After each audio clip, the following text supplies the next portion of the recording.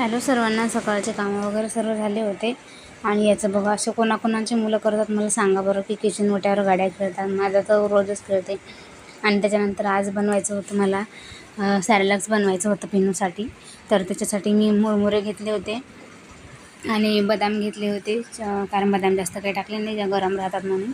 आणि काजू घेतले होते थोडेसे आणि मुरमुऱ्याला चांगलं भाजून घेतलं मी, मस्त असं कुरकुरीत होईपर्यंत त्याला चांगलं भाजून घ्यायचं. त्याच्यानंतर मग मखाने घेतले होते, मखाने पण चांगले भाजून घ्यायचे, कारण की हा सॅरेलॅक्स खूप आवडीनं खातात पण मुलं आणि छान पण राहते आणि हेल्दी पण आहे.